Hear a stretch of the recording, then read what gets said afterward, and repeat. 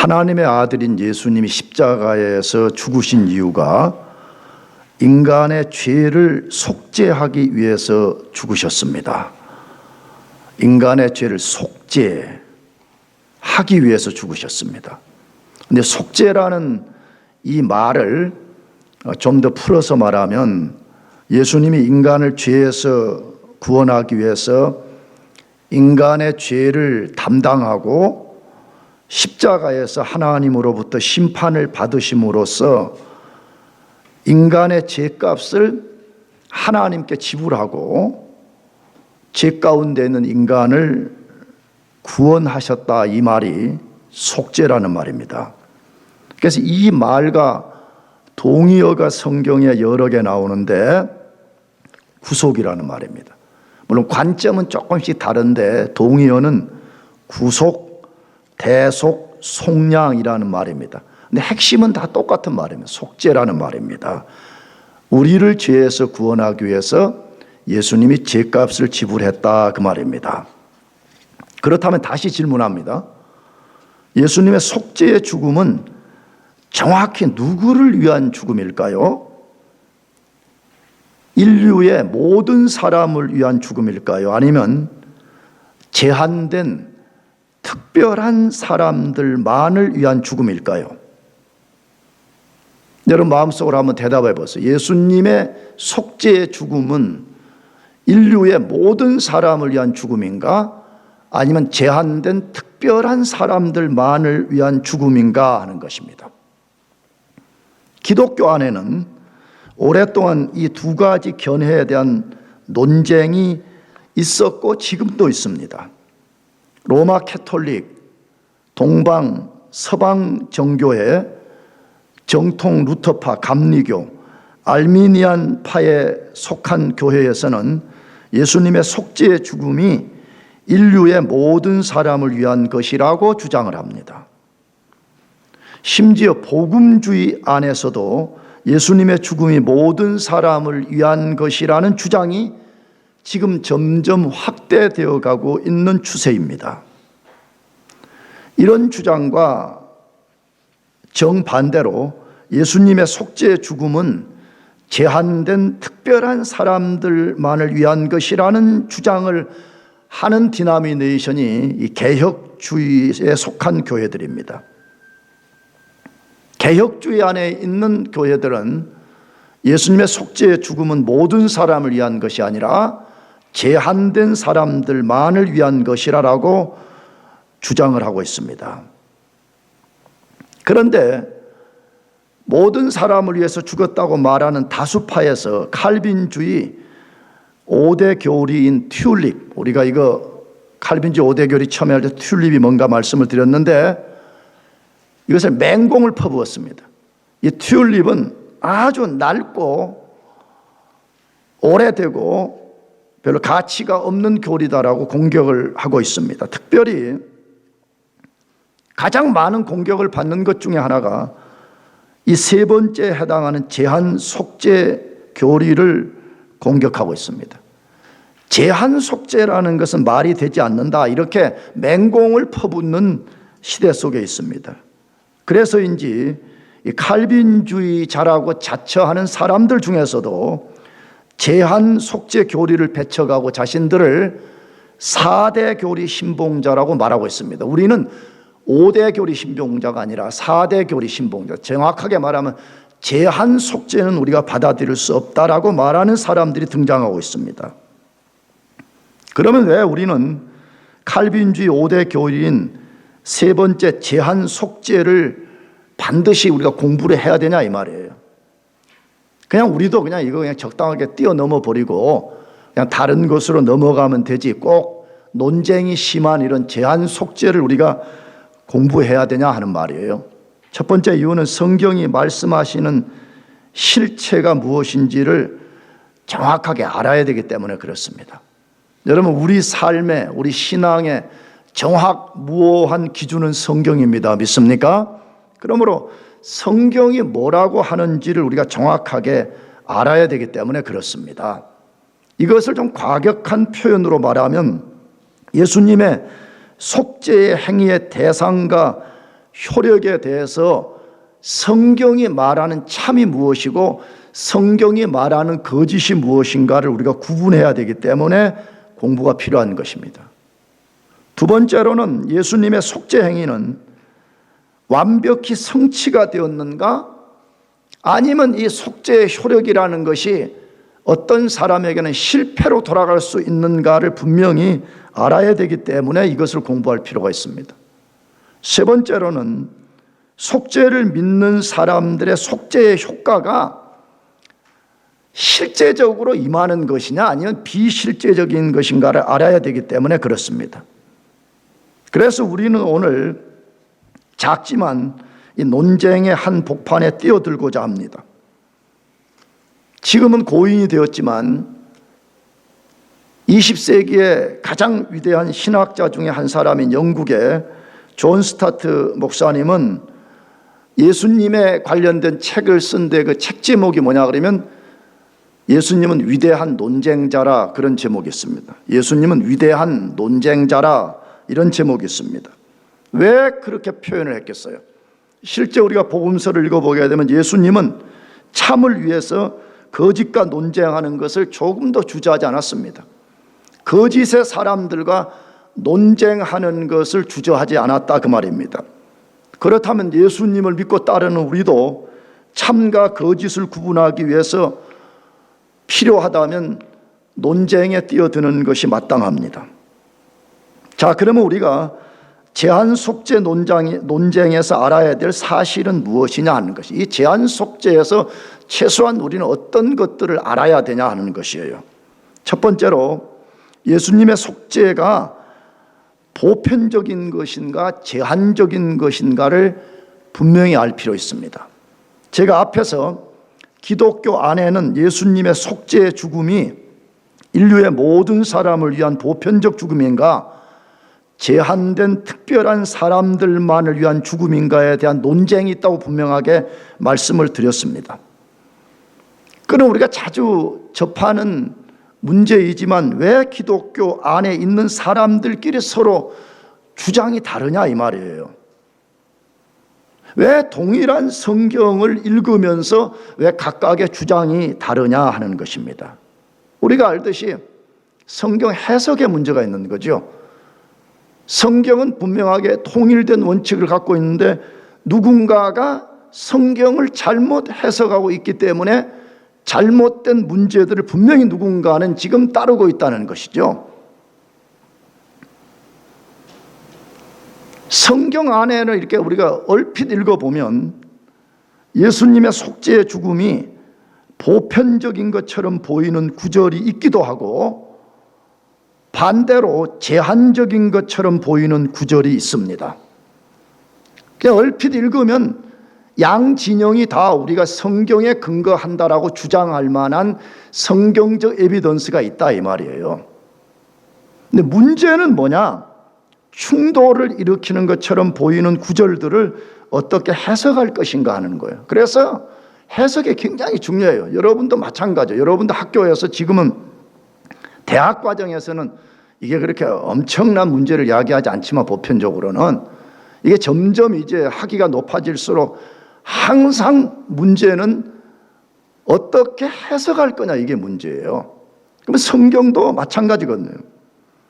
그런데 성경을 해석할 때는 가장 기본적이고 중요한 해석 원리가 있습니다. 그걸 여러분이 기억하는 게 좋겠어요. 첫째로는 가장 기초가 되는 그 단어가 무엇을 말하는지를 정확하게 이해해야 됩니다. 두 번째로는 그 단어가 속한 문맥이 그것을 뭐라고 말하는지를 이해해야 됩니다. 그래서 제가 학교 다니면서 설교학을 공부할 때 교수들이 맨날 했던 이야기가 그겁니다. 모티프, 문맥.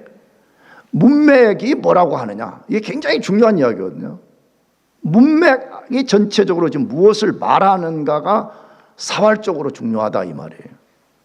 세 번째로는 그 문맥이 말하는 것이 다른 성경과 어떤 관계를 갖고 있는가를 알아야 됩니다. 만일에 우리가 마태복음 1장의 어느 단어를 그 문맥 안에서 이해했는데 그 이해된 내용이 다른 성경에서는 이걸 뭐라고 말하는지를 알아내야 된다 이 말이에요. 나가서 마지막으로는 다른 성경과의 관계에서 말하는 것이 성경 전체에서 말하는 교리와 일치하는지를 살펴야 됩니다.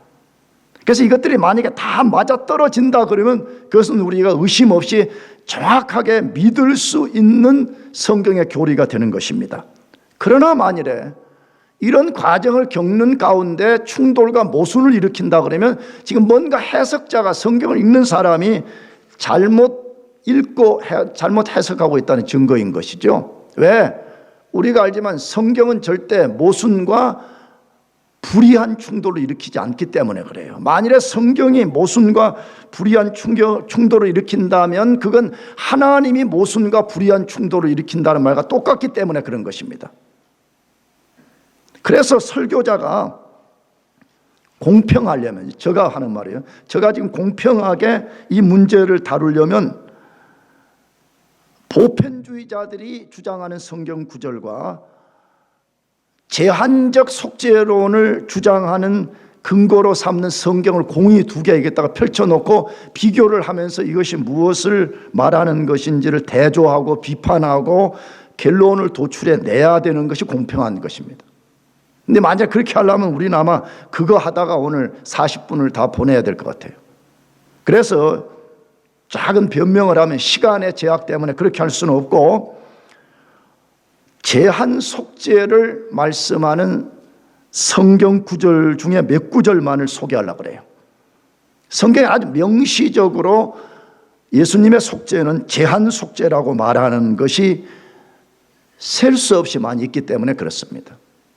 그 중에서 네 구절을 소개하려고 하는데, 첫째로는 이사야 53장 8절 말씀입니다.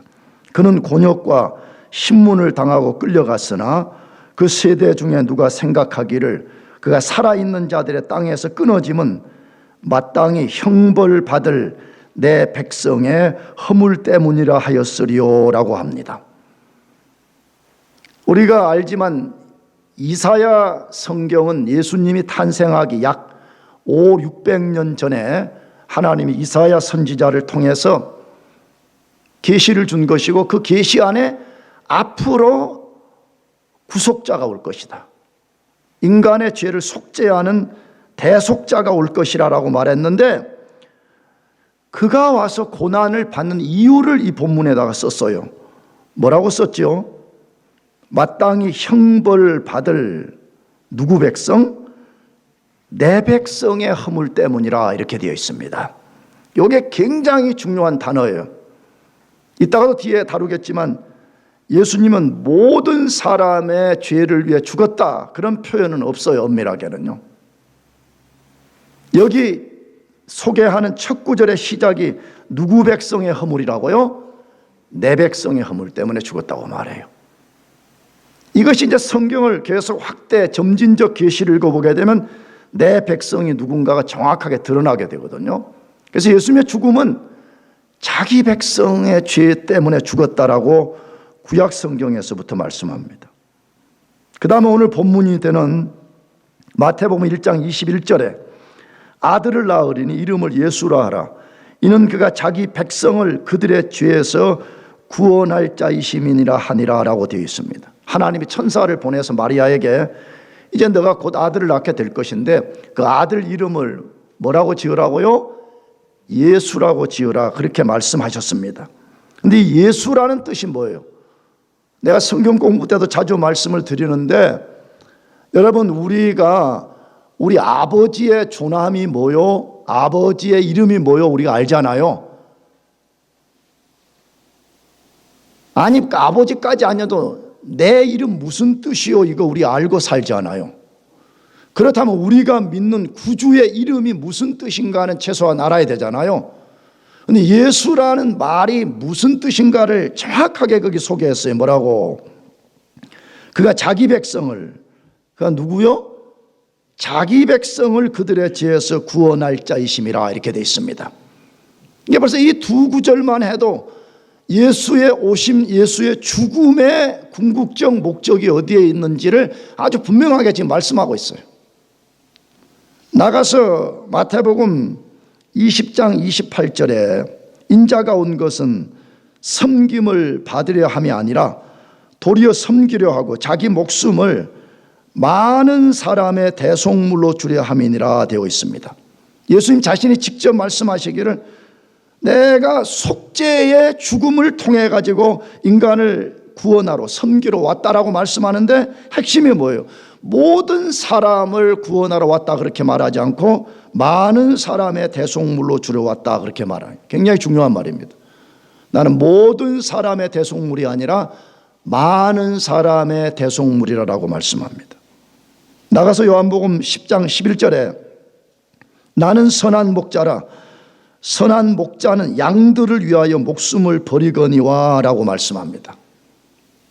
자, 근데 아까도 말했죠. 우리가 만약에 이 구절만 뚝 떼어서 말하면 예수님은 모든 양들을 위해서 죽으러 온 거 아니에요? 이렇게 우리가 정의할 수 있는데 요한복음 10장을 처음부터 읽어보게 되면 예수님이 분명하게 자기에게 속한 양이 있고 자기에게 속하지 않은 양이 있다고 10장 1절에서부터 길게 설명을 했습니다. 그러므로 여기서 말하는 양들을 위하여 목숨을 버린다는 것은 모든 사람을 위한 말이 아니고 예수님 자신에게 속한 받은 양들을 위해서 죽는다 그 말입니다.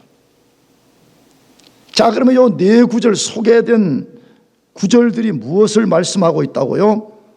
예수님의 속죄의 죽음은 모든 사람을 위한 보편적 속죄가 아니라 제한된 속죄라고 말씀하는 것입니다. 성경이 그것을 말해요.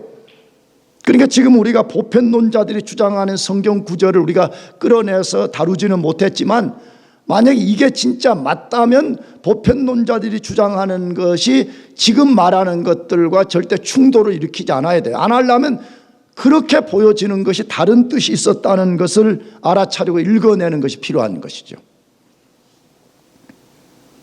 이 가르침이 신학적으로나 논리적으로 맞다는 또 다른 근거는 하나님이 창세전에 모든 사람을 구원하기로 정하지 않고 제한된 사람들만을 구원하기로 예정하셨다는 것을 우리는 분명하게 들었습니다.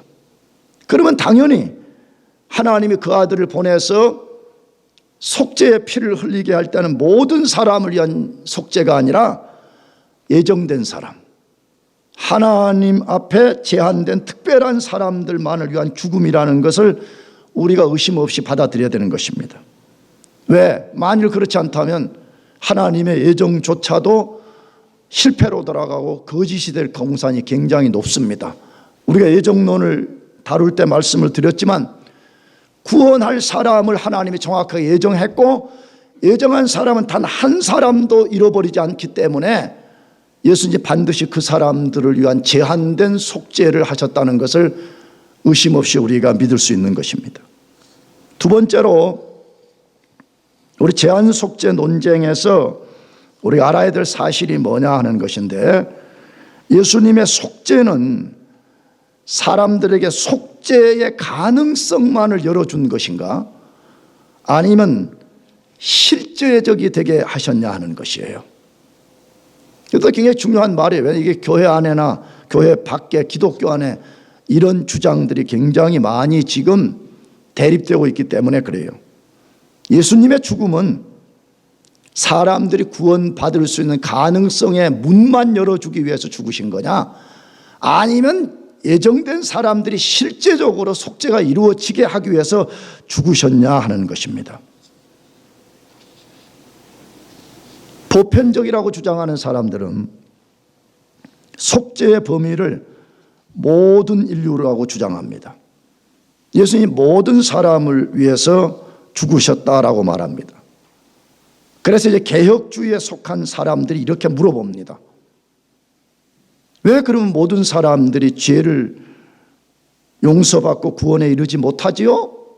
아니 예수님 모든 사람을 위해 죽었다는데 왜 모든 사람이 구원받지 못하지요? 이렇게 질문을 하면 그들이 대답하기를 예수님의 속죄의 죽음은 모든 사람이 구원을 받을 수 있도록 가능성을 만들어 놓은 것이고 속죄를 받느냐 받지 못하느냐는 사람들의 선택에 달렸다고 말합니다. 만일 어떤 사람이 속죄의 은혜를 입지 못하고 지옥에 떨어진다면 그 사람의 불신 때문이라 이렇게 말합니다.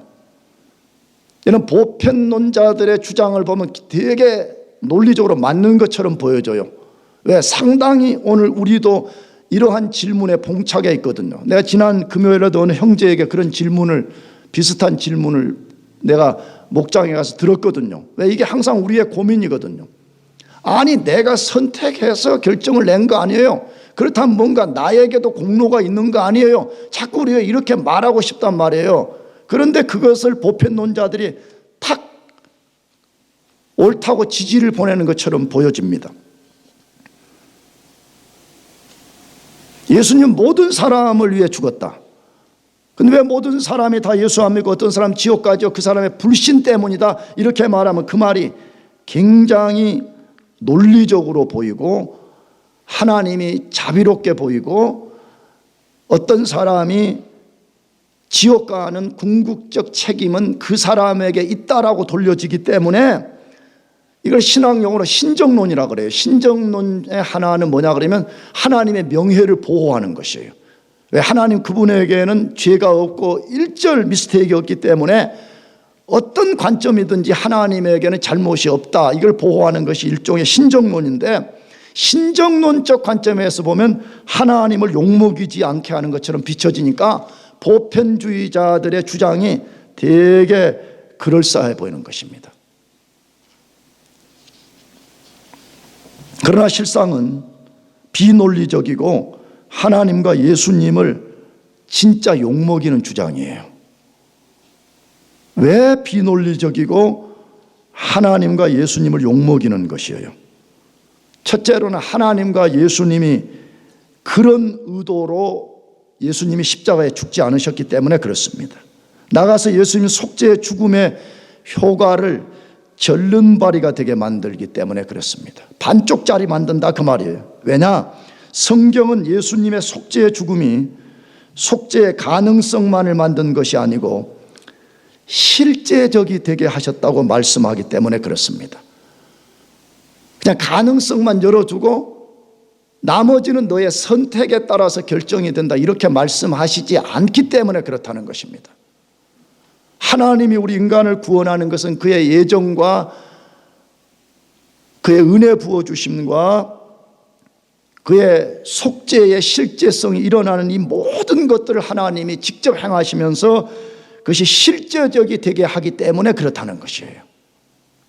그 대표적 성경 두 구절만 소개를 하면 첫째가 요한복음 6장 37절에서 40절 말씀이에요. 아버지께서 내게 주시는 자는 다 내게로 올 것이요 내게 오는 자는 내가 결코 내어 쫓지 아니하리라. 내가 하늘에서 내려온 것은 내 뜻을 행하려 함이 아니요 나를 보내신 이의 뜻을 행하려 함이니라. 나를 보내신 이의 뜻은 내게 주신 자 중에 내가 하나도 잃어버리지 아니하고 마지막 날에 다시 살리는 이것이니라. 내 아버지의 뜻은 아들을 보고 믿는 자마다 영생을 얻는 이것이니 마지막 날에 내가 이를 다시 살리리라 하시니라 라고 되어 있습니다. 여러분, 이 말씀을 풀어서 말하면 하나님이 먼저 구원할 자를 예정하시고 그 예정한 사람들을 하나님의 신비한 방식을 통해 가지고 예수 믿도록 예수님께로 보낸다는 거예요. 그러면 예수님은 하나님이 보낸 사람을 단 한 사람도 잃어버리지 않는다고 말해. 믿으시기 바랍니다. 이게 바로 성경의 가르침이고 칼빈주의자들이 말하는 구원의 절대 안전을 말하는 것이에요. 진짜 예정되고 예정에 따라서 하나님의 섭리로 어떤 사람이 예수님께 나와서 예수님을 믿으면 단 한 사람도 구원을 잃어버리고 그런 거 없다 이 말이에요. 우리가 요즘 로마서를 공부하면서 제가 하나 강조한 게 그거잖아요. 하나님이 예수 믿는 우리를 의롭다고 선언하면 칭의는 단회적이라고 말씀을 드렸어요. 1년 전에 의롭다고 선언했다가 또 1년 후에 다시 의롭다고 선언하고 그런 거 없다 이 말이에요. 단회적이라는 말은 한 번의 선언이 영원성을 가진다 그 말이 단회적이거든요. 의롭다는 말은 너 죄 용서 받았고 너 구원받았다 이 말인데, 여러분 예수 믿어 한번 의롭다고 선언된 사람은 영원히 의로운 것입니다. 마찬가지로 예수 믿어서 그의 속죄의 은혜를 입은 사람은 영원히 속죄의 은혜를 입는 거예요. 아멘? 그러면 여러분들이 궁금하잖아요. 아니 그러면 우리가 살면서 짓는 죄 이거 어떻게 해요? 요한일서 1.9절에 말하자면 그리스도의 비누라고 지칭되는, 만일 우리가 우리 죄를 자백하면, 만일 우리가 우리 죄를 뭐하면?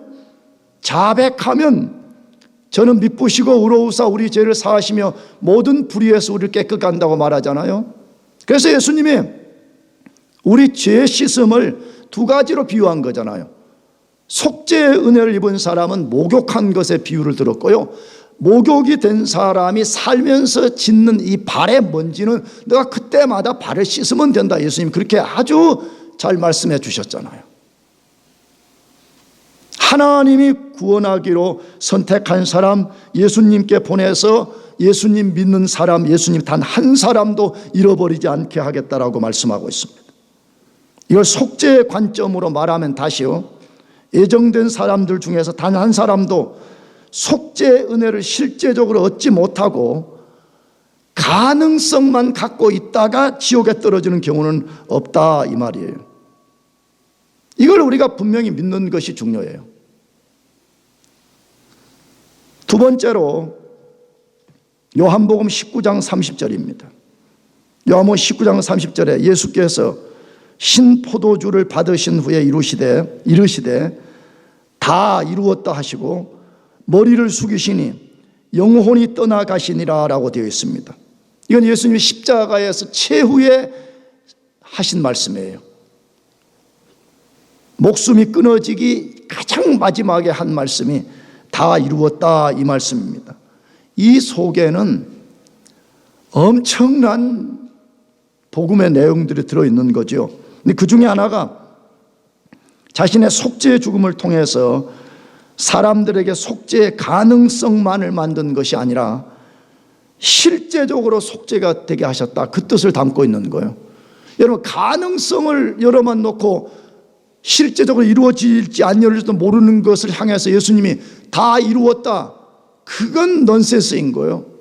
예수님이 다 이뤘다고 말하는 것은 하나님이 구원하기로 선택한 사람, 나의 속죄의 피로서 내가 그들의 죄 문제를 완전하게 해결했다, 그 선언인 것이거든요.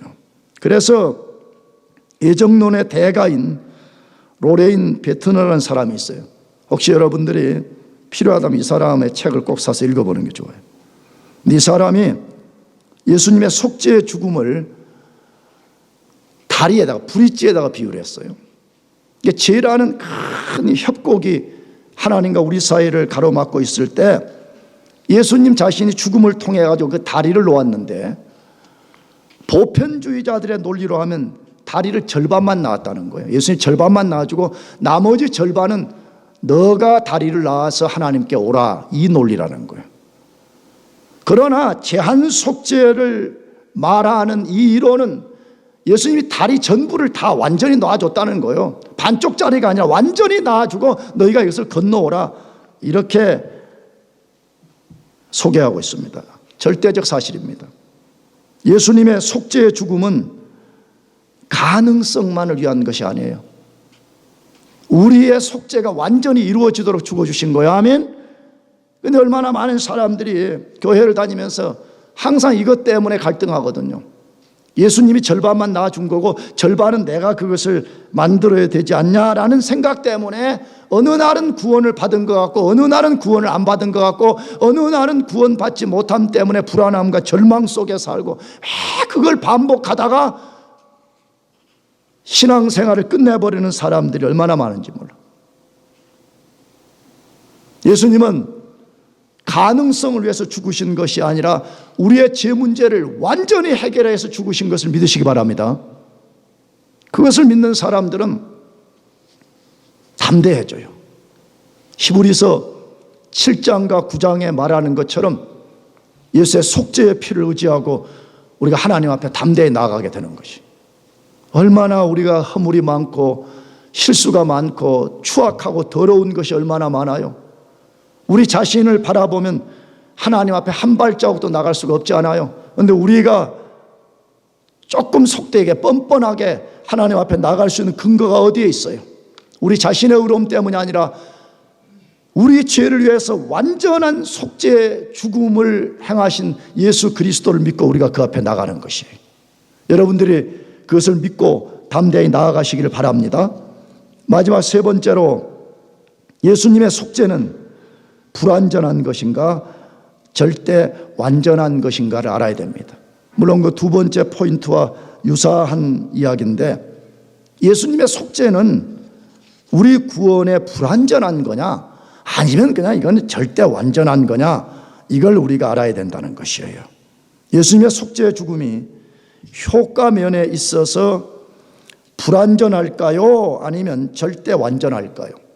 정답은 절대 완전한 것입니다. 그분의 죽음의 효과는 너무나 크고 완전합니다. 비록 제한된 사람에게만 그 은혜가 주어지지만 그것이 주어진 사람에게는 절대로 완전합니다. 근거는 뭐죠? 더 이상 다른 속죄의 행위가 필요치 않다고 말해요, 성경에서는. 그래서 여러분 히브리서를 한번 가만히 읽어보세요, 집에 가서. 히브리서는 신약의 레위기서라고 말하는데, 이 신약에 기록된 기법을 구약의 레위기서처럼 기록을 해놨어요. 다시 말하면 구약의 피제사 드리는 원리와 예수님의 십자가의 속죄를 대조하면서 이것을 썼다 이 말이에요. 그런데 구약의 제사장들은 성전에 들어갈 때 성전 안에 의자가 없었어요. 그 의자가 없는 이유는 뭐죠? 뭔가 가서 계속해서 제사를 드려야 된다, 그걸 상징적으로 보여주는 거예요. 제사를 마쳤기 때문에 나는 피니시드 돼서 나는 의자에 앉는다, 이 개념이 없었다 이 말이에요. 그런데 예수님의 속죄를 소개할 때는 그는 하나님 보좌 우편에 앉으셨다 그렇게 돼 있어요. 뭐 때문에?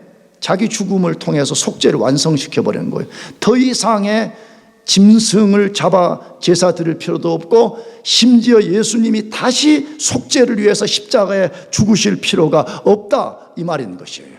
그래서 우리 개혁교회가 로만 캐톨릭을 신학적으로 공격하는 것 중에 하나가 뭐냐 그러면, 로만 캐톨릭은 매주, 아니 어쩌면 모일 때마다 그들이 성찬 예식을 갖는데, 그 성찬 예식을 갖는 이유 중에 하나가 뭐냐 그러면 계속해서 예수가 반복적으로 죽는 상징적 행위를 하기 때문에 그렇습니다. 근데 우리 기독교의 십자가는 뭐예요?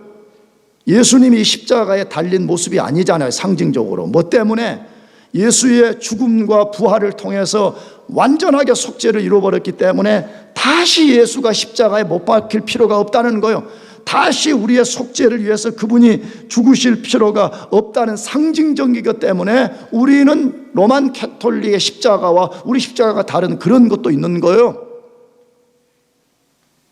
우리는 예수의 죽음을 강조하지만 반복된 행위의 죽음이 아니라 그가 십자가의 죽음을 통해 가지고 속죄를 완성시켜버렸다는 것이에요.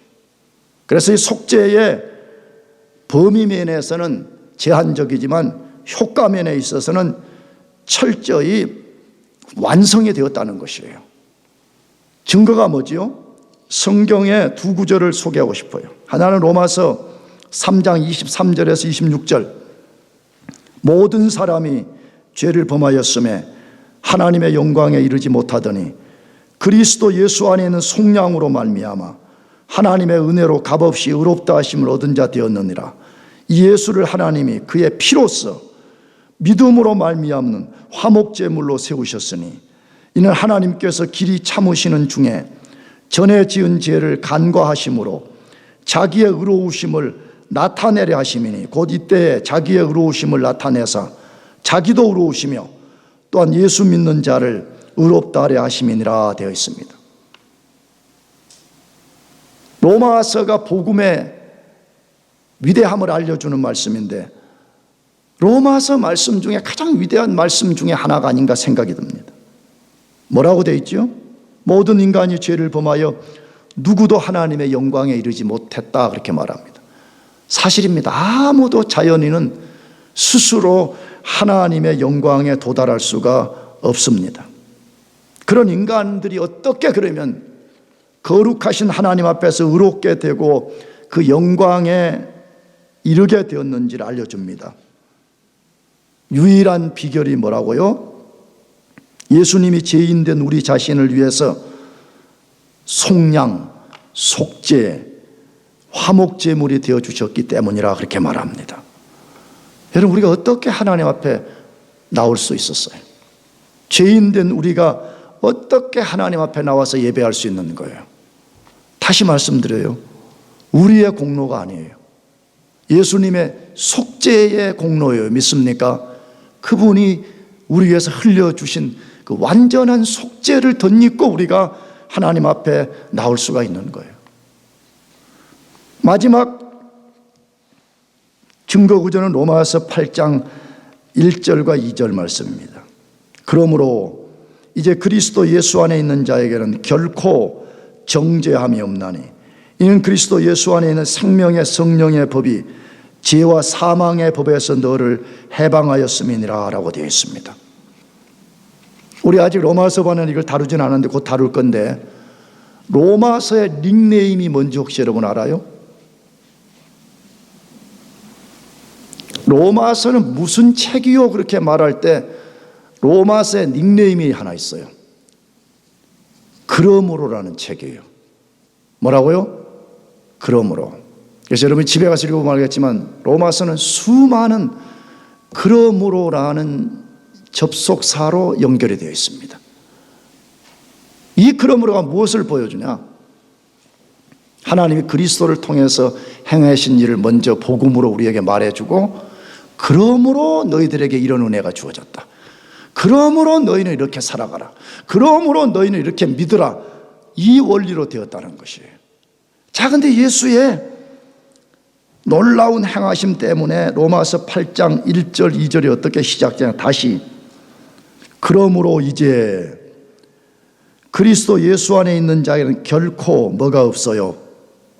정죄가 없다고 말해요. 여러분, 정죄라는 말은 뭐예요? 너는 죄인이기 때문에 저주를 받아서 영원한 지옥에 떨어지라. 이것이 정확한 정죄의 개념이에요. 근데 그리스도 예수 안에 있는 사람에게는 결코,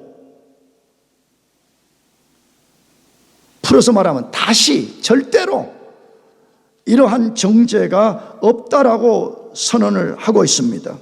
왜 그리스도 예수 안에 있는 사람에게는 결코 다시 저주받고 지옥에 떨어지는 일은 없는 것입니까? 예수님이 우리 대신 속죄가 되어 주셨기 때문에, 그분이 십자가에서 우리 죄값을 완벽하게 지불해 버리셨기 때문에 우리는 그것 안에 공로를 덧입어서 우리는 하나님 앞에서 다시는 정죄받지 않는 삶을 산다고 말해요. 그걸 믿읍시다 하면, 그러니까 신앙생활 잘하는 사람이 누구냐 그러면 자기 의로움을 의지하는 사람 아니에요. 그런 사람은 굉장히 자기가 잘 믿는 것처럼 폼 잡지만 로마서 말씀처럼 자기 의를 과시하는 거고, 진짜 예수 잘 믿는 사람이 누구냐 그러면 나는 죄인이기 때문에 나는 누구 공로만 의지합니다.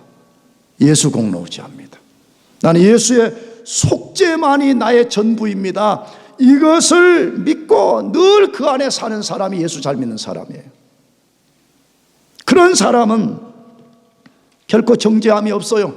하나님도 우리를 정죄하지 않아요. 그러므로 때로 우리의 양심과 마귀가 우리를 정죄할 때 우리는 단호하게 말할 수 있어야 돼. 뭐라고? 그래, 맞다. 나는 죄인이 맞지만 예수님이 그래서 나의 죄를 대속 속죄하기 위해서 십자가에 죽으셨노라. 그분이 나의 죄값을 지불했노라라고 내가 당당히 말할 수 있어야 되는 것입니다.